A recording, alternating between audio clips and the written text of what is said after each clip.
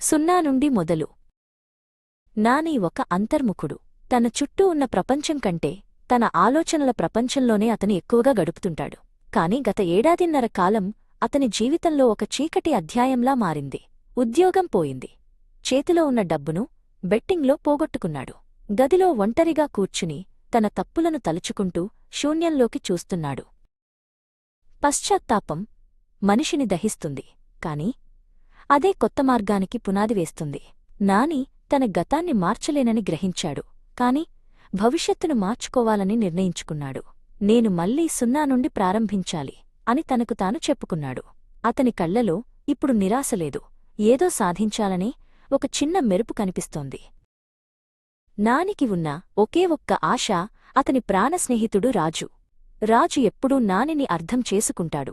ఒక సాయంత్రం ఇద్దరూ కలిసి ఒక చిన్న టీకొట్టు దగ్గర కలిశారు. నాని తన తప్పులను ఒప్పుకుంటూ కొత్తగా ఏదైనా చేయాలనుకుంటున్నానని రాజుతో చెప్పాడు. రాజు నిశ్శబ్దంగా విన్నాడు. అతని కళ్లలో స్నేహితుడి పట్ల నమ్మకం పోలేదు. డబ్బు గురించి చింతించుకు నాని, నువ్వు మారాలనుకోవడం ముఖ్యం అంటూ రాజు తన దగ్గర ఉన్న 30,000 రూపాయలను నానికిచ్చాడు. అది కేవలం అప్పు కాదు, ఒక స్నేహితుడు మరో స్నేహితుడికి ఇచ్చిన భరోసా. నాని ఆ డబ్బును తీసుకుంటున్నప్పుడు అతని చేతులు కొంచెం వణికాయి, కాని మనసులో ఒక బాధ్యత పెరిగింది. మరుసటి రోజు నాని పాత బైకుల బజారుకు వెళ్లాడు. అతనికి విలాసవంతమైన బైక్ అవసరం లేదు, కేవలం మంచి మైలేజీ ఇచ్చే బైక్ కావాలి. చాలా బైకులను పరిశీలించిన తర్వాత అతనికి ఒక పాత కాని కండిషన్ బాగున్న బైక్ నచ్చింది. ఆ 30,000తో ఆ బైక్ను సొంతం చేసుకున్నాడు. బైక్కి చేతిలోకి రాగానే నానికి ఒక తెలియని ధైర్యం వచ్చింది. అది కేవలం వాహనం కాదు, తన గమ్యం వైపు తీసుకెళ్లే ఒక సాధనం. బైక్ ఎక్కి స్టార్ట్ చేసినప్పుడు వచ్చిన శబ్దం అతనికి ఒక కొత్త సంగీతంలా వినిపించింది. తన అప్పులన్నీ తీర్చి మళ్లీ తల ఎత్తుకుని బ్రతకాలన్నదే అతని లక్ష్యం. నాని ఒక బైక్ టాక్సీ యాప్లో డ్రైవర్గా చేరాడు.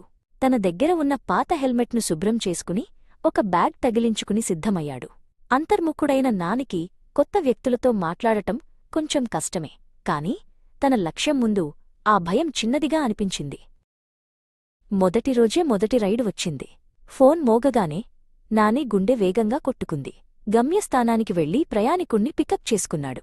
హలో సార్, ఎక్కడికి వెళ్ళాలి అని అడుగుతున్నప్పుడు అతని గొంతులో కొంచెం తడబాటు ఉన్నా ప్రయాణం మాత్రం చాలా జాగ్రత్తగా సాగింది.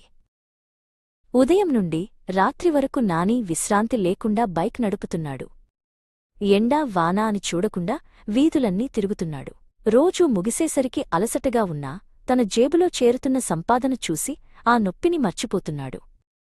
2 నెలల్లో రాజు అప్పు తీర్చేయాలన్న పట్టుదల అతడిని ముందుకు నడిపిస్తోంది. మొదటి వారం గడిచింది. నాని తన సంపాదనను ఒక డైరీలో రాసుకుంటున్నాడు. లెక్కలు చూస్తుంటే తన లక్ష్యం సాధ్యమే అనిపించింది. సున్నా నుండి మొదలైన ప్రయాణం ఇప్పుడు ఒక వేగాన్ని పుంజుకుంది. ఇది కేవలం డబ్బు కోసం చేస్తున్న పోరాటం కాదు, తనను తాను నిరూపించుకోవడానికి చేస్తున్న యుద్ధం.